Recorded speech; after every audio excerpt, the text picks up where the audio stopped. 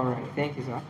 Well, I would say my major challenge, starting the whole brand of Onibata of Africa, is getting people of, you know, like minds to run this vision together. Like there's a saying that igi kan kò lè dágbó ṣe.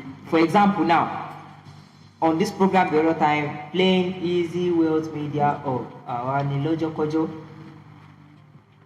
I'm supposed to play with my team. No, not even team now. The rest of Bata family, yeah, someone yeah. on the Omele Bata, then I can now decide to play my lead signature on the Yalu Bata or this Omele Bata. But now it's not really sounding full, but we were still able to have the picture of what we are saying. People that are also dedicated to their art like I do. Because also when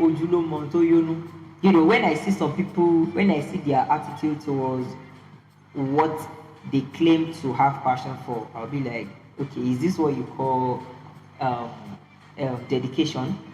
So that was my major challenge, starting this brand. Am I the only one feeling this way, or is it that I'm doing rubbish? You understand? So, but as time goes on, I didn't stop, and as at now, at least I've been able to meet people of like minds to actually run this vision together.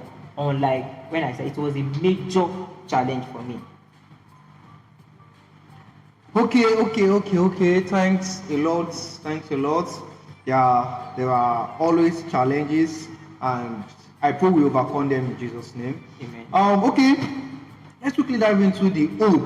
What are your hopes for future of Yoruba culture, drumming traditions, and others? And also, what are your wish on this Omele Bata? Are you getting my question? Okay, I'm okay. Let me say I'm not really getting. Okay. Let me get it. Like, what are your let me go like this. Your aims and objectives, your main subject, and also your hopes. Are you getting it?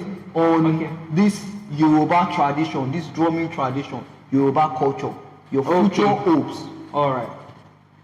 Just like mission. Exactly. Actually, when I started the whole vision thing is to